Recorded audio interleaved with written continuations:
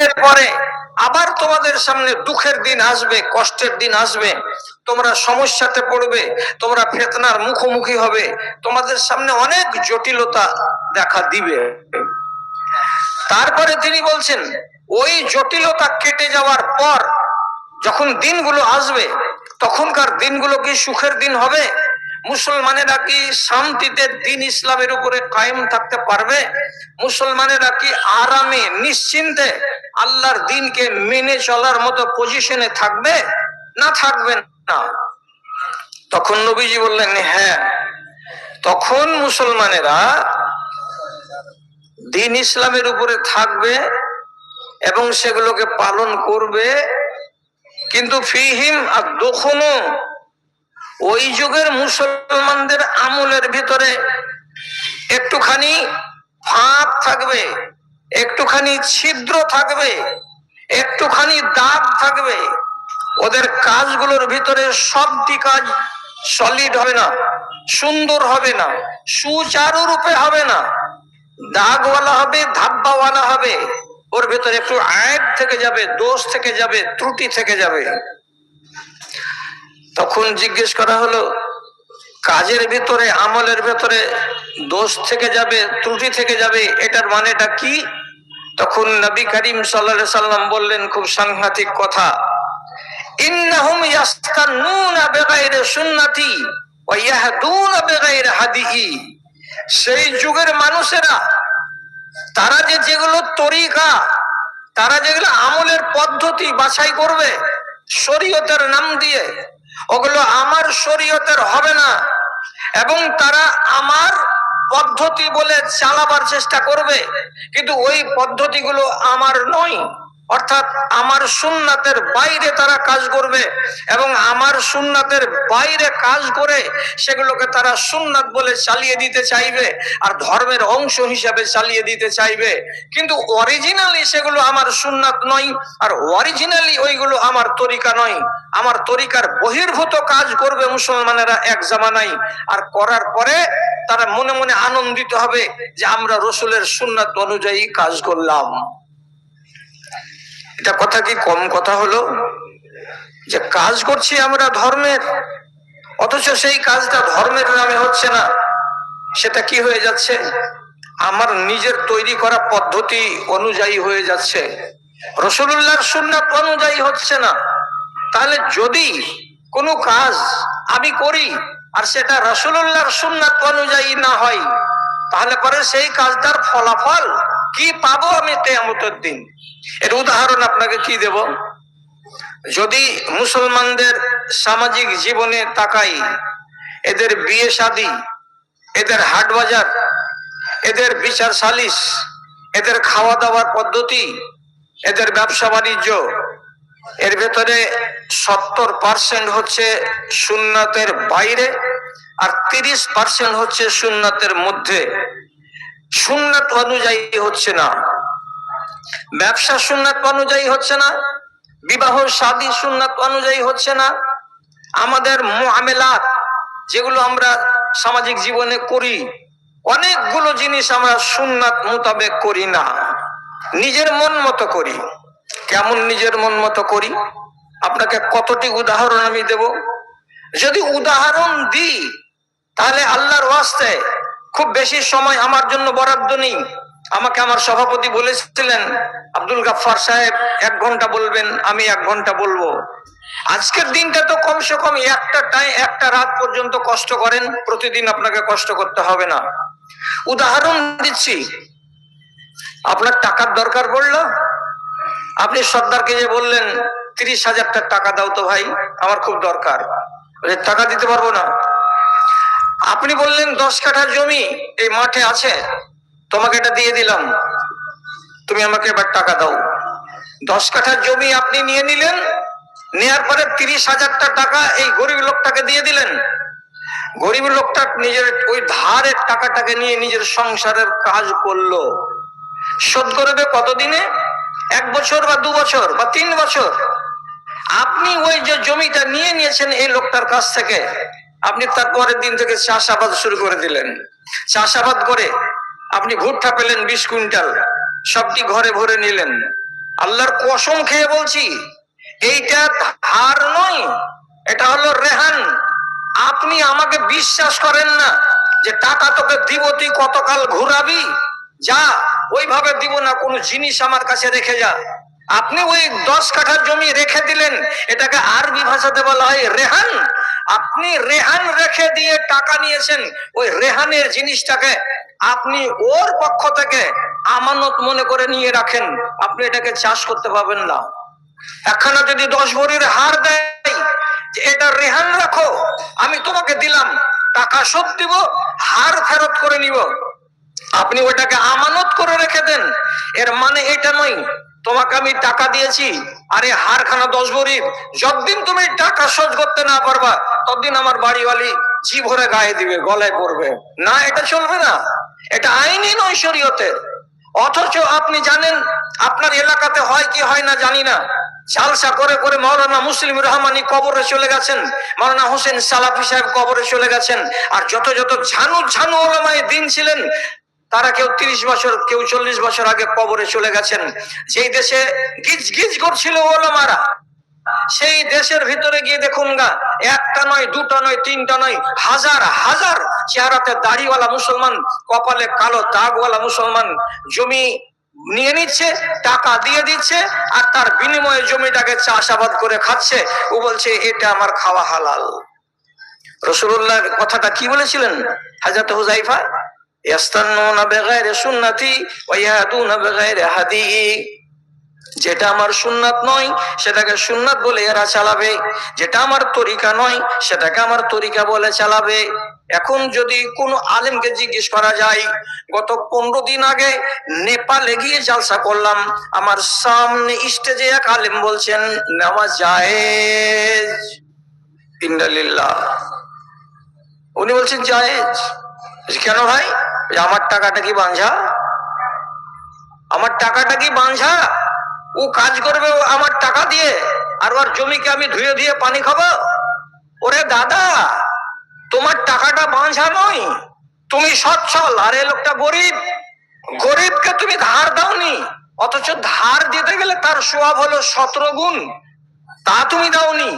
এই জন্য তোমাকে এই জিনিসটা দিয়েছে, জমা তোমার কাছে যে দেবে তো টাকাটা তুমি দিবা। তো তুমি বলছো আমার টাকাটা কি বাঁঝা? এটা কি শরিয়ত? ওকে শুধু মুখতাসার এই কথাটা বললাম। আপনি যখন আহলে হাদিস একজন আলেম, তখন মাওলানা উবাইদুল্লাহ মুবারকপুরি সাহেবে মিরাতুল মাফাতি, উনি এক যুগ কাটিয়ে গেছেন হাদিসের খেদমত করতে করতে। উনার কিতাবগুলোকে যদি পারেন, আল্লাহর ওয়াস্তে ফাতাওয়া মাওলানা উবাইদুল্লাহ মুবারকপুরীকে মুতালা করবেন, তারপরে যদি আপনার দিমাগটা ভালো হয় তো আমাকে ফোন করিয়েন, আর না হলে আপনার মতো আলেমের কাছ থেকে আমি আল্লাহর কাছে পানা চাইছি, এরকম ফতোয়া যেন কানে শুনতে না হয়। ভাইজান, বেশিরভাগ আমরা এই কাজ এখনকার জামানাতে করে যাচ্ছি, যে নিজের মন মতো করছি, রাসূলুল্লাহর মর্জি মোতাবেক আমি করি না। আমি বেশি সময় নেব না, শর্টের উপরে বলছি। বিশেষ করে আমাদের যুগে যে বিবাহ আর শাদী, বিবাহ শাদী সম্পর্কে যদি কথা বলা যায়, তাহলে মাগরিব থেকে শুরু করে রাত্রি 12টা পর্যন্ত একটা বক্তাকে যদি আপনি দেন, আর এই কওমের যদি খিস্তি বয়ান করা যায়, তাহলে এই 6 ঘন্টা টাইম লেগে যাবে শুধু এই কওমের খিস্তি বয়ান করতে করতে। একটা ইসলামী বিবাহ, ওর ভেতরে ওর শুরু থেকে নিয়ে শেষ পর্যন্ত যতটি পর্যায় আছে, এর ভেতরে শুধু একটা অংশ আপনি পাবেন সুন্নাত মুতাবেক, আর একটা এই অংশকে বাদ দিতে গেলে আর বাকি যতগুলো পর্ব আছে আর যতগুলো পর্যায় আছে, আল্লাহর কসম একটাও আপনি সুন্নাত অনুযায়ী দেখতে পাবেন না।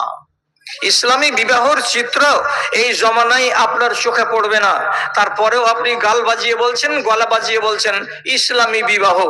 আপনি পোস্টকার্ডের সাইজে দাওয়াতনামা লিখে দিচ্ছেন, আর দেওয়ার পরে আপনি অন্য লোককে দাওয়াত দিচ্ছেন, তার উপরে লিখে দিচ্ছেন কি আর নিকাহ মিন সুন্নতি, তার মানে কি একটা সুন্নাত পালন করতে যাচ্ছি আমার বড় ছেলের বিবাহ দিব বলে। কিন্তু সুন্নাতের সেখানে দন্তা স পর্যন্ত রাখে না, সমস্তকে পয়মাল করে রেখে দেয় আমার এই জাতেরা। বিবাহ কি জিনিস? বিবাহটা হলো আম্বিয়াদের সুন্নাত। হাদিসে তিরমিজি হাসানুন গারিবুন, একটা রাবির কারণে হাদিসটা গারিব হয়ে গেছে। তাতে বলা হয়েছে যে আম্বিয়াদের সুন্নাত হলো 4টা। যত পৃথিবীতে আম্বিয়া এসেছেন সবাই হায়াবাজ ছিলেন, বেহায়া একটাও ছিলেন না।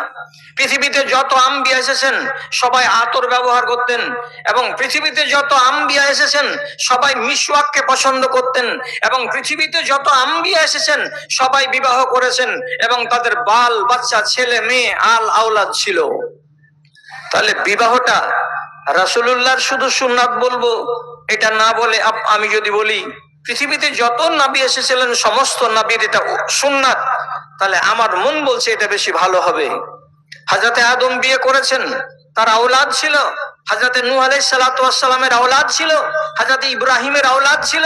এগুলো আমাদের সবারই জানা। এবং তাদের বিবি বাচ্চা ছিল। হযরতে ইব্রাহিমের দুটো বিবি, হযরতে ইয়াকুব আলাইহিস সালাতু ওয়াস সালামের 4টা বিবি, হযরতে সুলাইমান আলাইহিস সালাতু ওয়াস সালামের 99টা বিবি। তাহলে বিবিও একাধিক ছিল। এটা যখন সুন্নাত হলো আম্বিয়ায়ে কেরামের, তারপরে শেষের বেলায় সহি রিওয়ায়েতে স্থির হলো আল্লাহ পাকের নবী নিজে বলছেন যে আমার সুন্নাত বিবাহ, যারা বিবাহ করবে তারা আমার সুন্নাতকে একটা পালন করবে। তাহলে আমার নবীজিরও সুন্নাত হলো এইটা, বিবাহ করা। তো রাসূলুল্লাহ যদি সুন্নাত হয় তাহলে সুন্নাত অনুযায়ী আমাকে করতে হবে, সুন্নাতের বাইরে আমার যাওয়া চলবে না। এখন আপনাকে আমি কি শিখাবো? বিবাহের গোড়া কোনখানা? বিবাহের গোড়া হলো পেগাম দেওয়া। পেগাম দেওয়ার পরে মহিলাকে দেখতে যাওয়া, মহিলাকে দেখার পরে কথা হ্যাঁ কিংবা না করা। হ্যাঁ যদি হয়ে যায় নির্দিষ্ট একটা দিনে ওই মেয়ের বাবার বাড়িতে গিয়ে ইজাব কবুল সম্পূর্ণ করে ওই মেয়েটাকে নিজের বাড়িতে তুলে নিয়ে আসা, এবং ইজাব কবুলের টাইমে একটা ধার্য মোহর করে দেওয়া, 500, 700, 1000, 10,000, 20,000 একটা মোহর ধার্য করে দেওয়া, দিয়ে স্ত্রীকে বাড়ি নিয়ে আসা। এটা হলো আপনার ইসলামী বিবাহের চিত্র। এখন আমি কি করলাম? বউ দেখতে যাব, তো রাসূলুল্লাহ যেভাবে করেছেন সেভাবে আমি দেখতে যাচ্ছি। দেখতে যেতে হবে, তার জন্য নবীজির হাদিস হলো কি, ফানজুর ইলাইহা, তুমি যে বিয়ে করবে ওই মহিলাকে তো তুমি এক নজর দেখে নাও।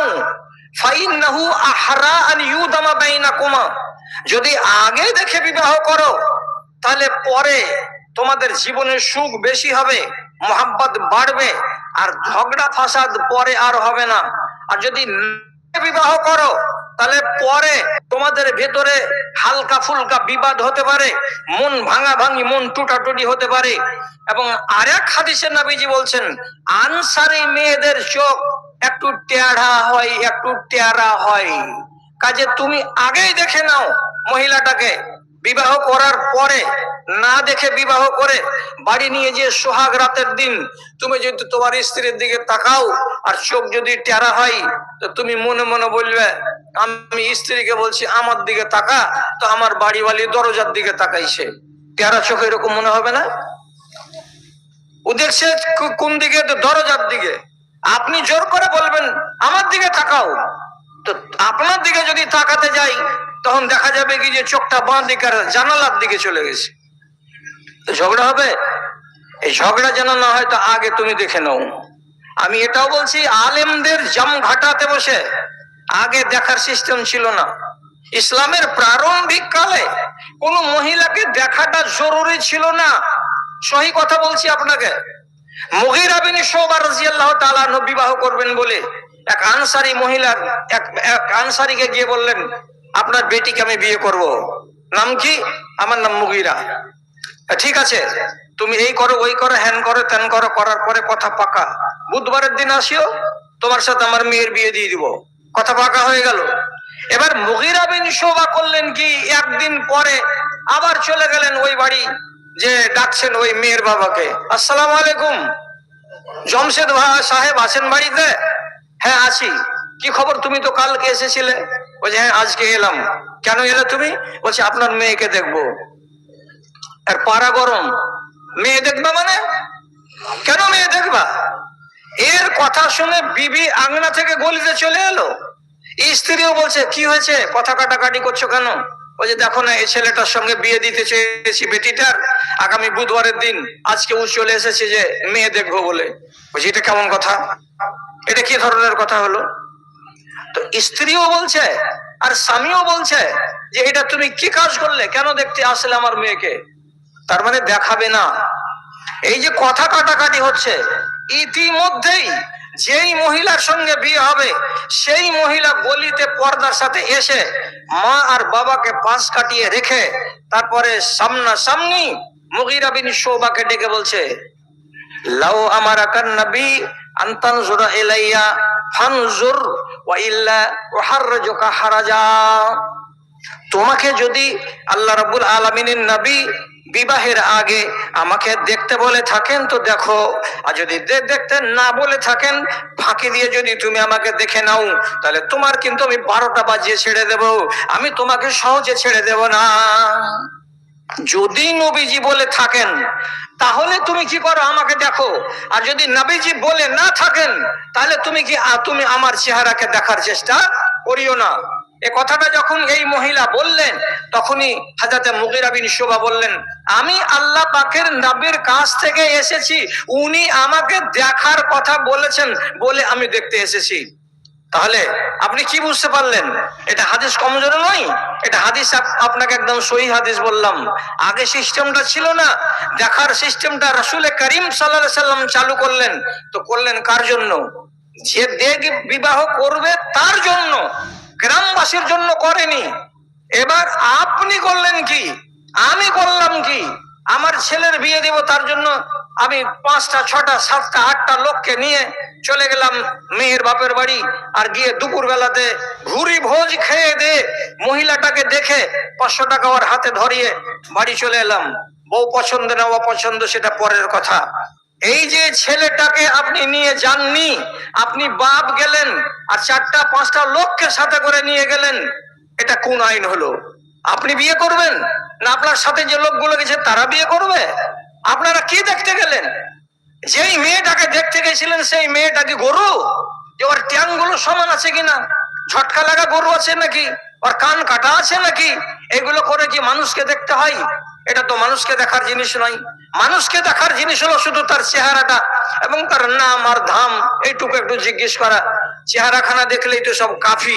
এখন আমাদের মালদা জেলাতে এমন একটা ডিজাইন চলে এসেছে যে মহিলাকে দেখতে গিয়ে মিষ্টি মিষ্টি কথা বলছে, আর বলছে, দেখি খালা তোমার চুলগুলা কত বড়। তুমি চুল দেখে কি করবা? হ্যাঁ, মহিলাটার চুল দেখে তোমার কোন লাভটা দিবে? আবার বলছে তুমি মুজা খুলো, তোমার পায়ের আঙুলগুলো সোজা আছে কিনা দেখবো, তুমি যদি পরে আমাদেরকে ফাঁকি দাও। মুজা খুলে পায়ের আঙুল দেখছে। আবার একগুলো লোক করছে কি, ওকে চেয়ার থেকে উঠিয়ে বলছে আমাদের সামনে এখান থেকে ওখানে হেঁটে যাও, আর ওখান থেকে এদিকখানে হেঁটে আসো, হেঁটে দেখাও, তোমার হাঁটনটা দেখবো, হাঁটনটা ঠিক আছে না নাই। এই করে তার পোস্টমর্টম করছে। আমি আদবের সাথে জিজ্ঞেস করে বলছি, আপনার ছেলের জন্য বউ দেখতে গেলেন, ছেলের হক ছিল একাই যাওয়ার, তাকে বঞ্চিত করলেন আর নিয়ে গেলেন ছেলের বন্ধুরাকে। যদি কোনো বন্ধুর পছন্দ হয়ে যায়, তাহলে এই ছেলেটা যদি ওই মেয়ের বাবাকে বলে আপনি মুজিবুরের সাথে কেন বিয়ে দিবেন, ও ছেলেটা তো কোনো পয়সাওয়ালা নয়, আমার মেন বাজারে বিশাল বড় ইলেকট্রিশিয়ানের দোকান আছে, আমি মাসে 60-70 হাজার টাকা ইনকাম করি, এবং আমি আমার বাপের এক বেটা, আর যেটা আপনি জামাই বানাতে যাচ্ছেন সেটা ওর বাবার 5 বেটা, তাহলে আপনি আমার সাথে কেন বিয়ে দিবেন না? এটা বিয়েকে আপনি নাকচ করে দেন। তলে তলে তো মেয়ের বাবা নাকচ করে দিয়ে এই যে দেখতে গেছিল এই ছেলেটার প্রতি মাইল হয়ে যে এর সাথে বিয়ে লেগে গেল। আর তুমি পাঠিয়েছিলে বন্ধুকে যে যাও আমার বউ দেখে এসো, বন্ধু তোমার তকদিরে হাল চালিয়ে বসে থাকলো। এটা কি জায়েজ নয়? না এটা কি না জায়েজ? দেখার পরে যে এই কাজটা করে দিল, তা আপনি প্রথমে ভুলটা কেন করতে গেলেন, যে লোককে কেন নিয়ে গেলেন সাথে করে দেখাতে? আল্লাহ পাকের নবী বলছেন ফানজুর ইলাইহা, তার দিকে তাকাও, তার দিকে দেখো যে সে কেমন মহিলাটা আছে। তো আপনি আল্লাহ পাকের রাসূলের ফরমানটাকে বুড়ো আঙুল দেখিয়ে যখন গ্রামবাসীকে নিয়ে বিয়ে করতে গেলেন, তাহলে একটাই হলো জিজ্ঞাসা, আপনি সুন্নাত করেছিলেন কি? সুন্নাত আপনি করেননি, আপনি সুন্নাতকে মানেননি। যেতে হবে না, ধরা টরা কেউ পড়েনি, এমনি এমনি ছাড়ো। ওদিকে যান, ওদিকে যেতে হবে না। তো কি বললাম আপনাকে 15 মিনিট আগে, যে শরিয়ত তো চলবে কিন্তু শরিয়তে ছিদ্র থাকবে। আপনি বিসমিল্লাহতে কি করলেন? সুন্নাতকে জবে করলেন, যে গ্রামবাসীকে নিয়ে গিয়ে আপনি দেখালেন, এটা অন্যায়। এবার আপনাকে আমি বলছি, তারপরে আসুন, আপনারা উঠিয়েন না, আপনারা উঠিয়েন না, উঠিয়েন না, উঠিয়েন না, আপনারা উঠিয়েন না। এই আল্লাহ, আমি কি আর বুঝাবো আপনাদেরকে? এগুলা করিয়েন না, এগুলা গোলমাল করিও না। ভলেন্টিয়ার আপনারা যান, ওখানে দেখেন মশলাটা হাল করেন। এই চাওয়ালারা, এই আরে তোমরা এখন যাও না, মজলিসটা ভেঙে গেছে, এখন কেন তোমরা এখানে আমদানি করছো? এই চাওয়ালাটা, যাও ওদিকে, যাও বাইরে যাও। শালা ঘাড়ের উপরে চা বেচা, কোন খাসলো দেখলা জি তোমাদের? আচ্ছা, এবার কাজের কথা শুনেন। হিজরত করে যখন রাসূলুল্লাহ মদিনা চলে এলেন, তো হিজরতের 3য় বর্ষে হযরতে আলী রাদিয়াল্লাহু তাআলা আনহুর বয়স হলো 22 বছর এবং হযরতে ফাতেমার বয়স হলো তখন 15 বছর। 15 বছর বয়স হওয়ার আগে হযরতে ফাতেমাকে বিয়ে করার জন্য কয়েকজন লোক প্রস্তাব দিয়েছিল, কিন্তু রাসূলুল্লাহ একটাও প্রস্তাবকে গ্রহণ করেননি। না, আমি এখন বিয়ে দিব না। শেষে বিয়ে দেওয়ার জন্য যখন কথাবার্তা হচ্ছে, তো কার সাথে হচ্ছে? হযরতে আলীর সাথে হচ্ছে। বিয়েটা কোথায় হয়েছিল? একদম 100% সহি হাদিস থেকে এর বর্ণনা পাওয়া যায় না, কিন্তু নির্ভরযোগ্য যেগুলো ইতিহাস আমাদের দেশে আরবি ভাষাতে পাওয়া যায়, সেই সমস্ত নির্ভরযোগ্য ইতিহাস গ্রন্থের ভেতরে পাওয়া যাচ্ছে যে রাসূল করিম সাল্লাল্লাহু আলাইহি সাল্লাম একদিন মসজিদে নববীতে বসেছিলেন, এমন সময়তে তিনি আওয়াজ দিলেন হযরতে আলীকে, আলী এদিকে এসো। আলী রাদিয়াল্লাহু তাআলা কাছে এলেন। সেইখানে বসেছিলেন আগে থেকে আবু বকর সিদ্দিক এবং হযরতে উমর এবং রাসূলুল্লাহর এক গোলাম। তো ওই জায়গাতে নবী করিম সাল্লাল্লাহু আলাইহি সাল্লাম বললেন, না দে সাদ ইবনে আল ওয়াক্কাস, আমার মামু সাদ বিন আবি ওয়াক্কাসকে ডেকে আনো। সাদ বিন আবি ওয়াক্কাসকে ডেকে আনা হলো মসজিদে। তাহলে আপনি আঙুলে গুনেন লোক কটা হলো? হযরত আলী, আল্লাহ পাকের নবী, হযরত আবু বকর সিদ্দিক, হযরত উমর ফারুক এবং রাসূলুল্লাহর গোলাম এবং সাদ বিন আবি ওয়াক্কাস। টোটাল 6 জন লোক মসজিদে। এই জায়গাতে নবীজি কথা বললেন তাদের সামনে, আমি আমার মেয়ে ফাতেমার বিবাহ দেব হযরতে আলীর সঙ্গে, আমার চাচাতো ভাইয়ের সঙ্গে। আপনারা এই মজলিসের লোক, এই জন্য আপনাদেরকে উপস্থিত করেছি। রসুল তো মেয়ের বাবা, ইনি তো বাদ। হযরত আলী তো জামাই বাবু, ইনি তো বাদ। ইনাকে যদি বাদ দেওয়া যায় তাহলে মজলিসে কটা লোক পেলাম? 4টা লোক পেলাম। 4টা লোকের বর্তমানে নবী করিম সাল্লাল্লাহু আলাইহি সাল্লাম মোহরের উল্লেখ করলেন না। কত টাকা মোহর ধার্য হলো এই কথাটা উল্লেখ না করেই মসজিদের ভেতরে হযরতে ফাতেমার বিবাহ করিয়ে দিলেন। আলী রাদিয়াল্লাহু তাআলা জামাই এবং ইনারা হয়ে গেলেন স্বামী আর স্ত্রী। এবার আপনি চিন্তা করেন, এই বিবাহটা যখন আমি মডেল বিবাহ বলবো, আদর্শ বিবাহ বলবো, কেন আদর্শ বিবাহ বলবো? যে রাসূলুল্লাহর বেটি হযরতে ফাতেমা সম্পর্কে হাদিসে আছে, সাইয়্যিদাতু নিসায়ে আহলিল জান্নাতে, জান্নাতি মহিলাদের সরদার হবেন, সরদারনি হবেন কে? হযরতে ফাতেমা রাদিয়াল্লাহু তাআলা আনহা।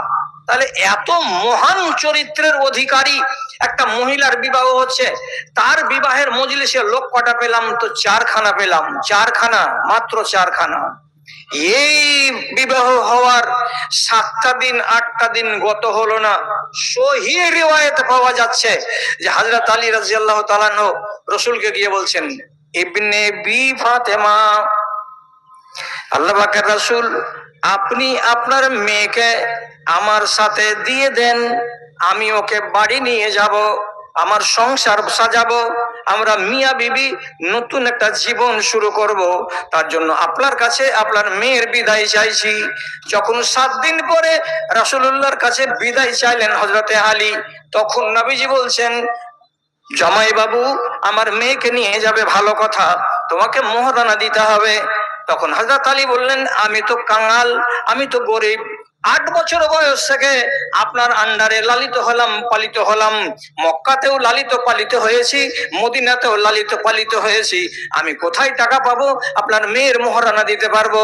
রাসূলুল্লাহ তখন বলতেন, আতেনি হা আল হুতাইমিয়াতা, জামাই বাবু বাড়ি যাও, তোমার গায়ের একটা জেরা আছে, লোহার তৈরি করা জেরা, জেরাটাকে নিয়ে এসো, তার নাম হলো হুতাইমি জেরা। একে যদি বাজারে বিক্রি করা যায় 4 দিরহামে বিক্রি করা যাবে। আর 4 দিরহাম জিনিসটাকে আমি আমার বেটির নামে জমা করে দিয়ে আমার মেয়েকে বলবো, মেয়েরে, আমার জামাইবাবু গরিব মানুষ, বেশি টাকা দিতে পারেনি, তার জন্য এই জেরাটা দিয়েছে, এটাকে বাজারে বিক্রি করতে গেলে 4 দিরহামের দাম পাওয়া যাবে, এটাতেই তুমি তাসাল্লি মনে করো, এবং আমার জামাইবাবুর সঙ্গে তোমাকে বিদায় করে দিচ্ছি, তুমি জামাইয়ের বাড়ি চলে যাও। হযরতে আলী হোতাইমিয়া জেরাকে এনে দিলেন, রাসূলুল্লাহ জমা নিয়ে নিলেন, মেয়েকে বিদায় দিয়ে দিলেন।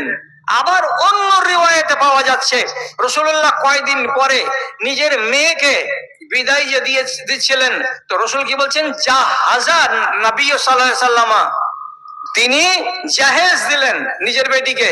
কি কি জাহেজ দিলেন? এক জায়গাতে পাওয়া যাচ্ছে খামিল, আর আরেক ওই হাদিসে পাওয়া যাচ্ছে 2টো বালিশ, বালিশগুলোর ভিতরে আবার তুলা নেই, হাসুহা লিফুন, খেজুরের শুকনো পাতাকে বেড়িয়ে তাকে গুঁড়া গুঁড়া করে চামড়ার ভিতরে ঢুকিয়ে রাখা হয়েছে, এরকম বালিশগুলো 2টো দিলেন, আর একটা চাদর দিলেন। আর এই আরেকটা রিওয়ায়াত আছে, একটা মশক দিলেন, মশকে পানি রেখে পান করবে বলে। অন্য আর একটি রিওয়ায়াতে আছে আল্লাহ পাকের নবী একখানা খাটলি পর্যন্ত দিয়েছিলেন। এইটি জিনিস উনি দিয়েছিলেন বিবাহের 15 দিন 20 দিন পরে নিজের মেয়েকে ঘর সাজানোর জন্য। তাহলে জাহিজ পেলাম এইটি, আর বিবাহে বরযাত্রী পেলাম কয়টি? তো 4টি। এবার এই হাদিসটাকে সামনে রাখছি, রাখার আগে আপনাকে আরেকটা সহিহ হাদিস শোনাচ্ছি, আল্লাহর ওয়াস্তে একটু আক্কেল করবেন, জ্ঞান করবেন। রাসূলুল্লাহর একটা গোলাম, তার নাম রাবিয়া আসলামী, তরো তাজা হাট্টা কাট্টা নওজওয়ান। এই রাবিয়া আসলামী গোলাম, তাকে রাসূলুল্লাহ একদিন মদিনা মসজিদে বলছেন, আওয়ালা তাতাজাওয়াজু ইয়া রাবিয়া, রাবিয়া বিবাহ করবে না? 22 বছর বয়স হয়ে গেছে, তুমি বিবাহ কখন করবে? রাবিয়া জবাব দিলেন না। আবার একদিন রাসূল বললেন, বিবাহ করবে না? দ্বিতীয় দিন তিনি জবাব দিয়ে বলছেন, আপনার খিদমতের চাইতে মূল্যবান কাজ আর কি হতে পারে, আমি কেন বিয়ে করতে যাব? রাসূল আবার একদিন বললেন, তুমি বিবাহ করবে না? তৃতীয় দিনের দিন তখন রাবিয়া আসলামী বললেন, রাসূল আমি বিয়ে যদি করি বা, তো আমার মতো গরিবটাকে মেয়ে কে দিবে? আমার তো জমি নাই, আমার বাড়ি নাই, আমার ব্যবসা নাই, আমার বাণিজ্য নাই, আমি অনাথ অসহায়, আমি মদিনা মসজিদে থাকি আর আপনার আমি সেবা করি, তো আমার মতো কাঙালকে কে বেটি দেবে আপনি বলুন তো? রাসূলুল্লাহ বললেন, আমি যেটা বলছি সেটা শোনো, কি করব?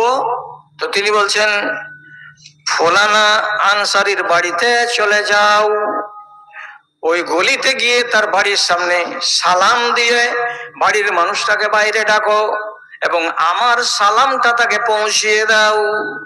তারপরে যখন লোকটা বেরিয়ে আসবে বাইরে, তুমি তাকে শুধু বলবে, আমাকে নবীজি পাঠালেন, আপনি আপনার মেয়ের সঙ্গে আমার বিবাহটা দিয়ে দেন, বাস, আর কিচ্ছু বলবো না।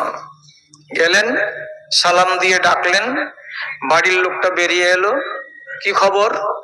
আমাকে নবীজি পাঠালেন আপনার কাছে, আপনার মেয়ের সাথে আমার বিয়ে দিয়ে দেন। লোকটা নাও বলল না, লোকটা ইনকার করলো না, তোমার বাড়ি কোথায়, তোমার লোকজন কোথায়, তোমার জমি জমা কতটি, কোনো জিজ্ঞাসা নয়। বাড়ির ভিতরে গেলেন, খবরটা শুধু দিলেন মেয়েটাকে, মেয়ের মাকে, বাড়ির পরিবারের লোকেদেরকে, আর নিজের ভাইকে ভাতিজাকে ডাকলেন গলিতে, আর ডেকে এনে ওইখানেই মুড়াতে বসে, মেচের উপরে বসে উনি বিবাহ পড়িয়ে দিলেন। রাবিয়া আসলামের বিবাহ হয়ে গেল। কি চমৎকার! এলেন বেলা 10টার সময়, বিয়ে হয়ে গেল বেলা 10:15টার সময়। মসজিদে ফিরে এলেন, রাসূল বলছেন, মুখ নিচু হয়ে আছে কেন? বিয়ে দেয়নি লোকটা? তো বলছে, ইন্নাহুম আকরামুনি ওয়ালা তাফুনি, লোকগুলো আমার সঙ্গে ভালো ব্যবহার করেছে, এবং অত্যন্ত সম্মান রক্ষা করেছে, আমার বিবাহ দিয়ে দিয়েছে। তারপরে মনটা ভারী কেন?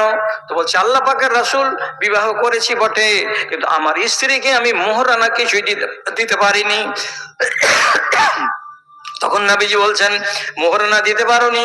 বুরাইদা আল আসলামী সাহাবী সামনে ছিলেন, তাকে ডেকে বললেন, বুরাইদা, মসজিদের ভিতরে যতটি সাহাবী আছে সবাইকে বলো এরা যেন অল্প অল্প অল্প অল্প করে একটু সোনাগুলো বাড়ি থেকে নিয়ে আসে, যাতে করে এক জায়গায় করতে গেলে একটা খেজুরের বিচি যতটা হয় অতটা হয়ে যাবে, আর এটা দিয়ে তার স্ত্রীর মোহরানা ধার্য করে দেওয়া হবে।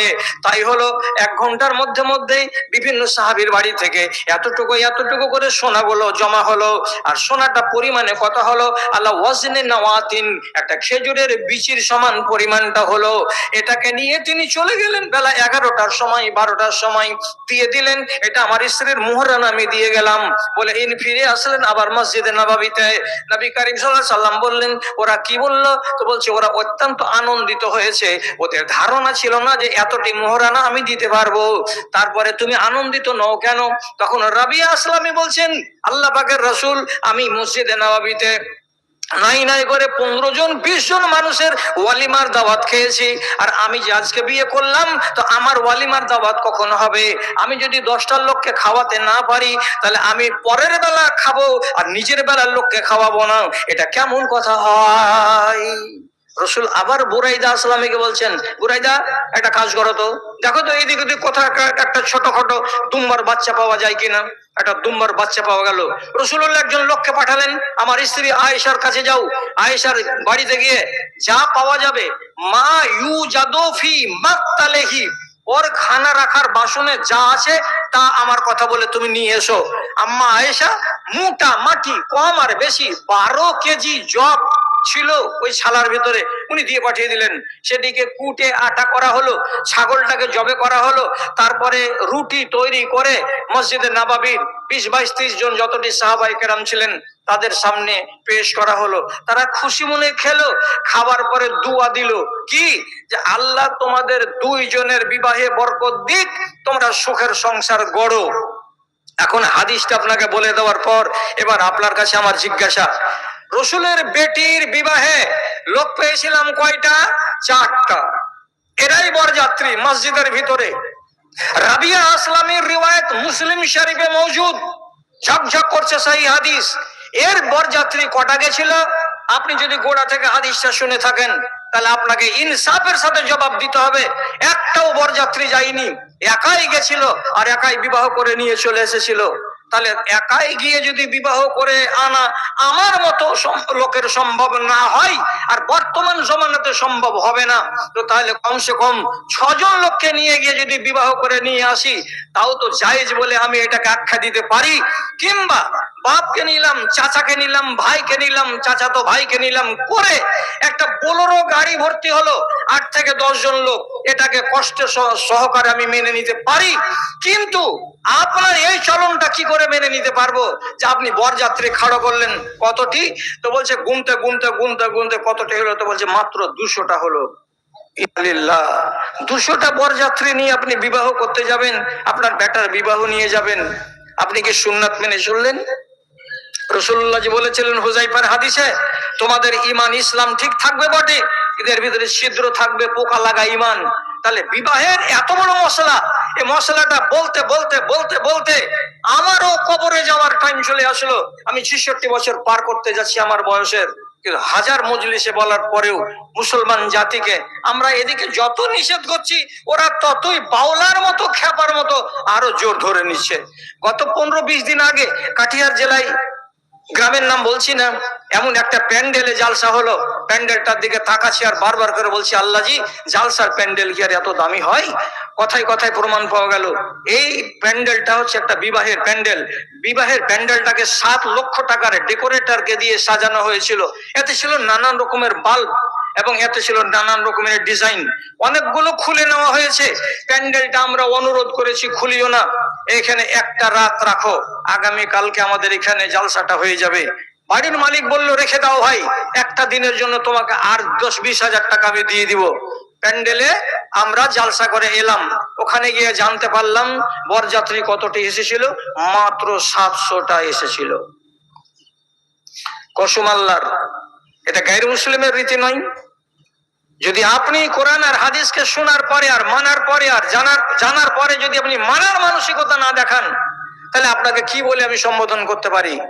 আল্লাহ রাব্বুল আলামিন সূরা জুমারে বলছেন, ওমান আযলামু মিম্মান যুক্কিরা বিআয়াতি রাব্বিহি, ওর চাইতে বড় জুলুম জালেম দুনিয়াতে কি হবে? যার সামনে আল্লাহর কথা বলা হলো, কান পেতে শুনলো, তাকে ভালো লাগলো, কিন্তু মানবার বেলা উল্টো দিকে হাঁটা দিয়ে দিল। এর চাইতে বড় জালেম দুনিয়াতে আর কি হতে পারে?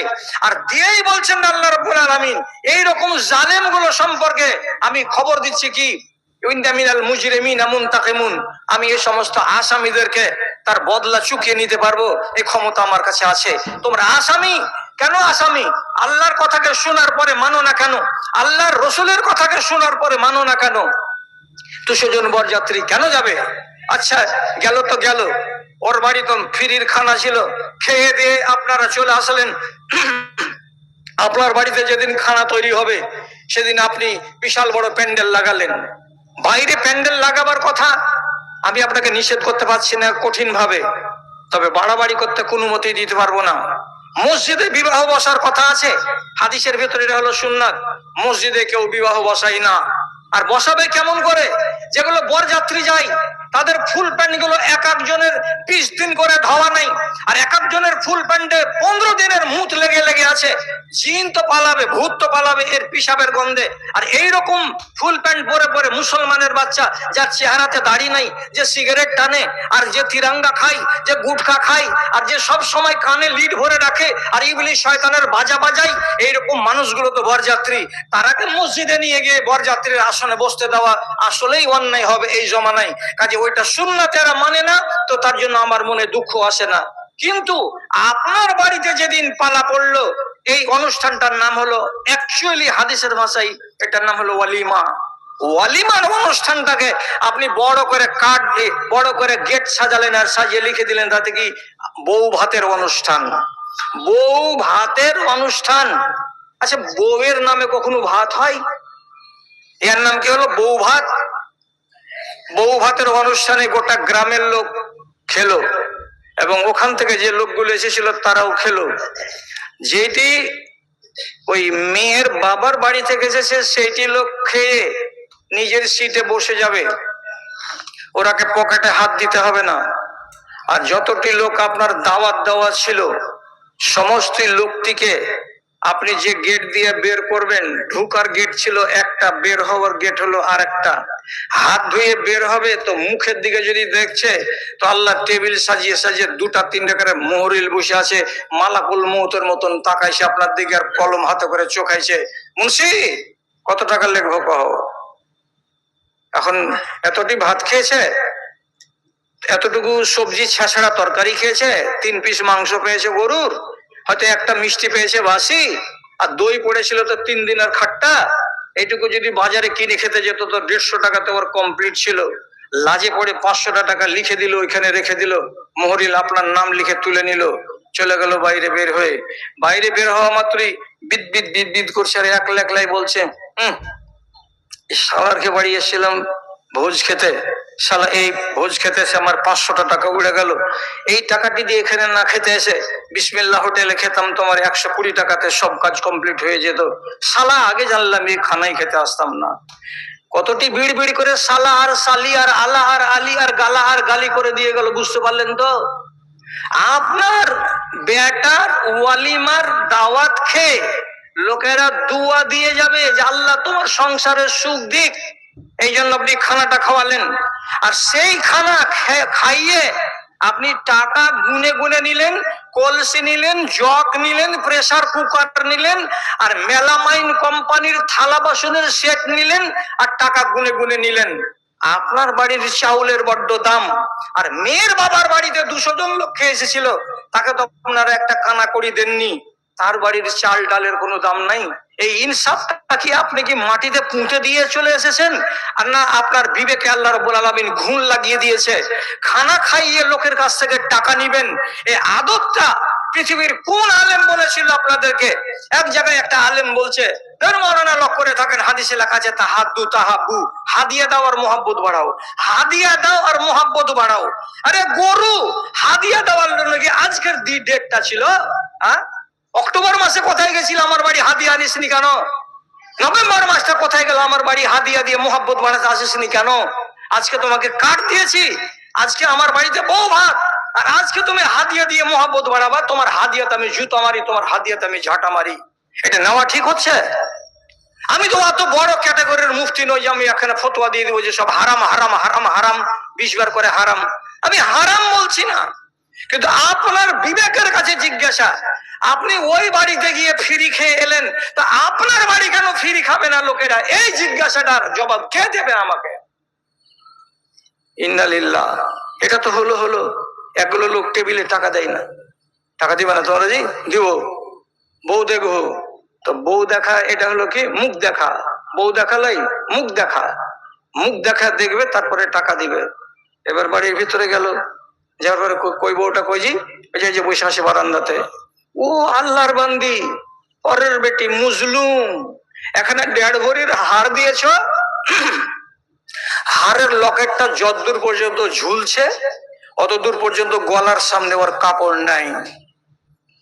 যে 10 জনা আসবে তো দেখবে যে হার দিয়েছে, আর ওই যে বেলা 10টার সময় বসালছে ওকে বারান্দাতে, খেয়েছে কি খায়নি, হ্যাংলা জংলা হয়ে এখানে প্যান পেনে লাল কাপড়ি, গায়ের মুসলিমরা যেমন মেয়েদেরকে দেয় মাথার উপরে চাপি আছে, ব্লাউজ দেখা যাচ্ছে, শাড়ি দেখা যাচ্ছে, গলা দেখা যাচ্ছে, হার দেখা যাচ্ছে, এই হাতগুলোতে হলদু মাখা হাত, সব টল টল টল টল করছে, এইরকম আধা বেহায়া হয়ে বারান্দাতে বসে আছে। 200টা টাকা দিয়ে বলছে, নাম কি? বলছে নাম রোজিনা। বাড়ি কোথায়? এই গায়ের বহু, এখানে দেখতে এসে। বাড়ি কোথায়? পুরাতন অভ্যাস। বলছে বাড়ি ডোমপাড়া। বলছে তো ডোমপাড়ার লোক এখানে কেন? তখন বেচারি থ হয়ে যায়। বলছে, আর একজন বলছে, এখন এই জামালপুর বলো না জি, এখন ডোমপাড়া কেন কইছে? যেটাই মনে করো। বউর মুখে একটু মুছিয়ে হাসি হলো। আর একজন তখন বলছে, ভাবি টাকা তো দিব, নিয়ত করে এসেছি, দেখলাম তো, একটা কথা খালি বলবো, একটু জবাবটা দিবা। কি? তো বলছে, তোমার ভাবি, তোমার ভাই বাজার থেকে একটা বোয়াল মাছ কিনে আনলো, তোমার বড় ভাবি কেটে বেছে ধুয়ে দিল, তোমার ছোট ভাবি রান্না করে মানুষদেরকে খেতে দিল, মানুষেরা খেতে বসেছে তো দেখছে আঁশ পাওয়া যাচ্ছে, তো এই যে আঁশ পাওয়া গেল খেতে খেতে, তো 10 টাকার যে মাছ কেটেছিল আর, না যে ধুয়েছিল আর, না যে রান্না করেছে আর, না যে খেতে দিয়েছে ওর, কার দোষ? তো নতুন বউ বলছে, যে ধুয়েছে ওরই দোষ, ভালো করে ধয়নি। তখন আর একজন খিলখিল খিলখিল করে হাসে আর বলছে, বয়লার মাছের কখনো আইস হয়? বয়লার মাছের কখনো আইস হয়? তো 3-4 জন মিলে খাট খাট খাট খাট খাট খাট করে একটু হেসে নিল, নিয়ে 200টা টাকা দিয়ে ওখান থেকে চলে এলো। পরের বেটিকে, পরের স্ত্রীকে এইভাবে ঘরে ঢুকে গলা পর্যন্ত আর এ পর্যন্ত ওর শরীরকে দেখে 200টা টাকা দিয়ে বাইরে বের হয়ে গেল। এটাকে পাকা নমজি, এটাকে পাকা রোজাদার, এটাকে একজনও তারাবি ছাড়েনি, এটাকে ওর মোবাইলের ভেতরে, অ্যান্ড্রয়েড মোবাইলে শুধু শুধু মুভি লোড হয়ে আছে, একটা কোরআন মাজিদের পাতা লোড হয়ে নেই। এরকম গুন্ডাকে দেখালেন। কাকে? আপনার নিজের বাড়ির বৌমাটাকে। বাইরে এলো আর এরা দেখা দেখি করার পর বলছে, হাবে সলিম বউটা কেমন পেয়েছে শোনাবে? ওই মাল ভালো পেয়েছে, মাল ভালো পেয়েছে। মদখোর মদের বোতলকে বলছে মাল। ছাগল কিনা পাইকার একটা পাতলা দুবলা এই ছাগিগুলোকে হাতে করেছে, বলছে মালের দাম কত? ও বলছে একটা বকরির বাচ্চাকে মাল। আর এই গাধার একটা মুসলমানের বেটিকে, এত সুন্দরী সাজার গোজ, তাকে কি বলছে? যে মাল। তাহলে তুমি যেমন কুকুর তেমনি তোমার মুগুর। তুমি যেই জাতের মুসলমান তেমনি তোমার ওই জাতেরই সেবা পাওয়া গেছে। কে তোমাকে বললো যে বাড়ির ভেতরে তোমার বউটাকে দেখাতে হবে? এটা কি নিয়ম? আল্লাহর কসম, রাসূলুল্লাহ যে বলেছিলেন ফিহিম দুখুনু, এদের ভেতরে ঈমান থাকবে, ইসলাম থাকবে, কিন্তু ইসলামে পোকা লেগে থাকবে। আজ আমাদের ইসলামে পোকা লেগে আছে। আপনি এখান থেকে সরে উঠতে পারবেন না। বরযাত্রী নিয়ে যাব না, বিয়ে হবে না। হাজার হাজারটা বিয়ে হয়ে চলে যাচ্ছে, আর আপনি বলছেন বিয়ে হবে না। কেন হবে না? আল্লাহর কসম। আর একটা কথা বলি, আর বলার পরে আপনাকে ছুটি দিয়ে দেবো ইনশাআল্লাহ।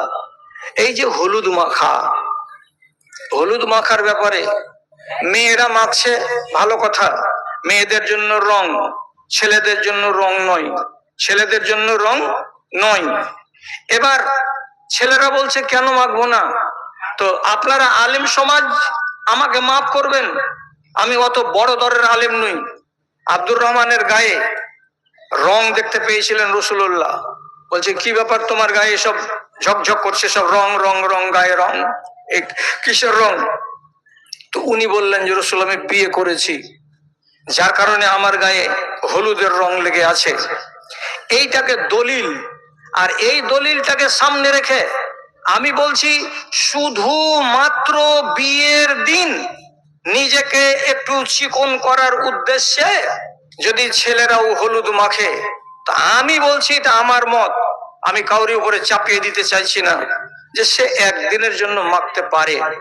হাফিজ ইবনে হাজার আসকালানী রাহমাতুল্লাহ আলাই বিবাহ অবলম্বনে পুরুষদেরকে সেদিন যদি হলুদ মাখে তো তিনি এটাকে বৈধ বলেছেন। এবার এই হলুদটা মাখতে গিয়ে সারা রাত ধুম পিটা করে পিটবে, আর যুবতী মেয়ে ছেলেরা ডান্স করবে আর গীত গাইবে, এটা কোথায় পাওয়া গেল? তোমার গায়ে যারা হলুদ লাগাবে, যেই মেয়ে ছেলেগুলোকে তোমার বিবাহ করা যায়, এই মেয়েগুলো তোমার শরীরে হাত লাগাতে পারলো কি করে? তোমার গায়ে তোমার খালাতো বোন হলুদ লাগাবার নামে কি করে হাত লাগাতে পারলো? তোমার মামাতো বোন, তোমার পাড়ার যুবতী মেয়ে ছেলেরা তোমার শরীরে কি করে হাত লাগাতে পারলো? যেখানে রাসূলে কারীম বলছেন, লান ইউতআনা ফি রাসি আহাদিকুম মাখিতান খায়রুন লাহু আন ইয়ানজুরা আও ইয়ামুসা ইলা ইমরাতিন লাম তাহিল্লা লাহু। তোমার মাথাতে 1 ইঞ্চির কাঁটাকে নিয়ে হাতুড় দিয়ে কেউ যদি মেরে ভরে দেয়, এটা ভালো তোমার জন্য, কিন্তু তোমার এই হাতখানা দিয়ে বা তোমার এই শরীর খানাতে কোনো আলগা আজনাবি মেয়ে ছেলে ছুঁয়ে নিক, নেড়ে নিক, এইরকম করে গা হাতগুলোকে মলে দিক, এটা তোমার জন্য ভালো নয়, এটা তোমাকে জাহান্নামে নিয়ে যাবে। আর কাঁটা যদি তোমার মাথায় গেড়ে দেওয়া যায়, তাহলে তোমার জীবনটা যাবে। জীবন যাওয়া ভালো, কিন্তু ঈমান যাওয়া ভালো নয়। রাসূলুল্লাহ এত বড় কথা বলেছেন, আর তারপরেও আমাদের দেশে হাজার হাজার বাড়িতে এই ছেলে আর এই মেয়ে একাকার পরিস্থিতি, আর সারা সারা রাত প্যান্ডেল সাজিয়ে, পটকা ফাটিয়ে আর ভিডিও চালিয়ে আনন্দ উল্লাস করে বিবাহ চলছে। রাসূলুল্লাহ বলেছেন, আলিনু বিন নিকাহ, নেকাহ সম্পর্কে মানুষকে খবর দাও, মানুষেরা যেন জানতে পারে আমার মেয়ের বিয়ে আছে, আমার বেটার বিয়ে আছে। এটা ঠিক, কিন্তু এলান করার জন্য এটাই পদ্ধতি হলো যে আপনার আওকতের বাইরে আপনি প্যান্ডেল টাঙিয়ে দিলেন 20,000 টাকার, আপনি বরযাত্রী নিয়ে যাওয়ার জন্য 15টা বোলেরো গাড়ি করলেন, আর করার পরে বরযাত্রী নিয়ে গেলেন। আল্লাহর কসম, খায়রুন নিকাহে আইসারুহা, এটা হলো একটা হাদিস। আর আরেকটা হাদিস হলো কি, ইন্না আযামান নিকাহে বারকাতান আইসারুহু মুহুনাতান, এই হাদিসটা একটু দুর্বল, পরের হাদিসটা কিন্তু ঠিক। সবচাইতে ভালো নিকাহ কোনটা? যে নিকাহতে খরচ হবে কম, এটা নিকাহ আপনাকে করতে হবে, এটা হলো সুন্নতি নিকাহ। কিন্তু আমাদের দেশে সুন্নতি নিকাহকে করার মতো লোকের মিজাজ কোথায় আছে? যদি বরযাত্রী না যায়, আপনার ইজ্জত থাকলো না। আপনি বলবেন মনে মনে যে আমি কি ছোট লোক, আমাকে কি আল্লাহ তাআলা টাকা দেয়নি? টাকা আপনাকে খুব দিয়েছে, তো রমজান মাসে হাজার হাজার টাকা করে ফকিরকে বিলাতে থাকেন, তখন আপনার হাত বাড়ে না। কিন্তু অনর্থক জায়গাতে খরচ করবেন, তার জন্য আপনার এতগুলো অন্যায় কাজ আপনার দ্বারাই হতেই থাকছে। ভাই আমার, আর একটা ফ্যাশন হয়েছে কি, আপনি ছেলের বিয়ে দিতে বসেছেন, মোহর বাঁধলেন কত টাকা? ওই 3 লাখ টাকা। 3 লাখ টাকা কেন মোহর হলো? ছেলেটা কি করে? ছেলে কিছু করে না, এখন লেখাপড়া করছে। তো 3 লক্ষ টাকা মোহর বাঁধার দরকারটা কি? বেশি মোহর বেঁধে দিতে গেলে কি খুব সম্মান হয়? আল্লাহর কসম আপনাকে বলছি, রাসূলুল্লাহর বিবিদের ভিতরে উম্মে হাবিবার মোহর হয়েছিল 4000 দিরহাম। শুনতে পেলেন? 4000 দিরহাম। এটা এক বাদশা বিয়ে দিয়ে দিয়েছিলেন বলে 4000 দিরহাম হয়েছিল। আর বাদ বাকি রসুলের যতটি স্ত্রী আছে প্রত্যেকটি স্ত্রীর বিবাহতে হয়েছিল কতটি করে? 480। 12 উকিয়া, 12 উকিয়ার মানে 480 দিরহাম। ওয়ার নুসান মানে আর অর্ধেক উকিয়া মানে 20 দিরহাম, অর্থাৎ 500 দিরহাম 500 দিরহাম 500 দিরহাম করে হয়েছিল। হযরত উমর বলছেন, লাউ কানা হাযা মাকরামাতান ফিদ দুনিয়া লাকানা নবী সাল্লাল্লাহু আলাইহি ওয়াসাল্লাম আউলা বিহি। যদি মোহরকে বেশি করে দেওয়াটা এটা যদি সম্মানের পরিচয় হতো, যদি মোহরটাকে চড়া মোহর করে দেওয়াটা এটা যদি ইজ্জতের পরিচয় হতো, তাহলে আল্লাহর রাসূল বেশি হকদার ছিলেন ইজ্জত কামাই করার জন্য। তিনি নিজের বিবাহেতে, তিনি নিজের বেটিদের বিবাহেতে, তিনি নিজের পরিবারের অন্যান্য সদস্যের বিবাহেতে তিনি 10 লাখ টাকা করে মোহরানা বাঁধতেন, 10 লক্ষ দিরহাম করে বাঁধতেন। কিন্তু এটা ইজ্জতের স্ট্যান্ডার্ড নয়, এটা সম্মানের স্ট্যান্ডার্ড নয়, এটা বড়লোকি করার জিনিস নয়, এটা হলো আদায় করার দেনা। এই দেনাটাকে আপনি এত লম্বা চওড়া করে খবরদার ভুল করতে যাবেন না।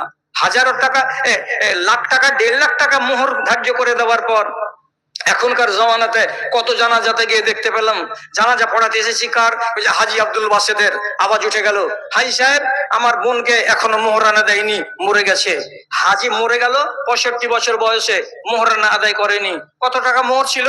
ওই যে 60 বছর আগে আমার বাপের মোহরানা ছিল 10,000 টাকা, তখনকার যুগের। তাহলে 10,000 টাকা মোহরানা দিতে পারলা না, দেনাটা থেকে গেল, আর দেনা নিয়ে তুমি কবরে যাচ্ছ, এটা কি ভালো কথা? এখনকার জমানায় 1.5 লক্ষ টাকা মোহরানা বেঁধে দিলেন, আদায় দিতে পারছে না, খেলা করে বেড়াচ্ছে, হঠাৎ করে মরে গেল, বাকি রেখে দিয়ে দেনা নিয়ে কবরে চলে যাচ্ছে, এটা কি ভালো কথা? সাধ্যের মধ্যে করুন, সাধ্যের মধ্যে করুন, যেটা দিতে পারবেন সেটা করুন। আর আপনার ছেলেটা শোধ দিতে পারবে 1, 2, 3, 4 মাসের ভিতরে, 1 বছর, 1.5 বছর, 2 বছরের ভিতরে, এই নিয়তে করুন। এটা এই নিয়তে করিয়েন না বাঁধবার কাম বেঁধে দিলাম, এবার তোর সামনে থাকলো রে বেটা সারাটা জিন্দেগি, যখন পারবি তখন শোধ করবি, না পারবি তো মরে যাবি, তখন তোর পরে ছেলে পিলারা শোধ করে দিবে। হচ্ছে তাই, প্যারালাইসিস হয়েছে, গাল টেঁড়া হয়ে গেছে, হাত সোজা হয় না, বেঁকা হয়ে আছে। ওই হালাতেও যদি বলা হচ্ছে যে তুমি আমার মোহরানাটা দিলে না, তখন হাজী সাহেব কইছে তোকে দিব রে দিব, তোকে দিব রে দিব, করতে করতে আর একদিন চোখ বন্ধ। এটা ঠিক হলো? মোহরানা বেশি করবেন না। রাতের বেলায় যদি হলুদ মাখাতে হয়, মাকে বল আর বোনকে বল আর দাদিকে বল আর খালাকে বল, যেটিকে তোর বিবাহ করা জায়েজ নয়, যেটি তোর জীবনের মতো হারাম, এরা তো তুই কারো বেটা, তুই কারো ভাতিজা, তুই কারো বহিন বেটা, এরা যদি তোর মুখে ভদ্রভাবে বা তোর হাতে একটু লাগিয়ে দেয় তো দিবে, তাই বলে গাল আর মেয়েকে দিয়ে খবরদার হলুদ মাখাবে না। আর আমার দাদারাকে বলছি, বর যাত্রীর কথাটাকে আস্তে আস্তে করে নিচে নামান, ধীরে ধীরে নামিয়ে কমান। আর আপনাদেরকে হাত ধরে বলছি, যেদিন আপনার বাড়িতে এই দাওয়াতটা হবে বিয়ের একদিন পরে, সেই দিন আপনারা মুহরিল বসায়েন না, টাকা মানুষের কাছ থেকে চেয়ে নিতে যায়েন না। কোনো মানুষের যদি খুব মন লাগে নিজের ইচ্ছাতে আপনার হাতে ভরে দিবে, তুলে দিবে, ওইটা আলাদা কথা, কিন্তু টেবিল বসিয়ে টাকা কালেকশন করতে গিয়ে ইসলামকে পয়মাল করিয়েন না। আর আপনার বৌমাকে বাইরের কোনো মানুষকে দেখতে দিবেন না, সে যত বড় এমএলএ আর এমপি আর লাট সাহেবের বেটা হোক, এটা হলো আপনার বাড়ির হারিম, এটা হলো আপনার বাড়ির পর্দা। পর্দার জিনিসকে আপনি পর্দার ভেতরে রাখবেন, কোনো মানুষ যেন বাইরের আপনাকে দেখতে না, বউকে দেখতে না পায়। আর বিয়ে যে করাতে যাবেন তো ছেলেকেই বলবেন তুই সংসার করে খাবি, তুই দেখে আই, আমি যাব না দেখতে, তোর পছন্দ তো আমার পছন্দ, তোর অপছন্দ তো আমার অপছন্দ। ছেলেটাই যদি একদিন দেখে নেই আর নেওয়ার পরে মত দিয়ে দেয়, আলহামদুলিল্লাহ, বাস এটাই হলো শেষ কথা। আর আজকে আপনাদের সামনে আমাদের দেশের এই বিবাহ সংক্রান্ত দুর্নীতিকে নিয়ে আর কোনো কথা আপনাদের সামনে বলছি না।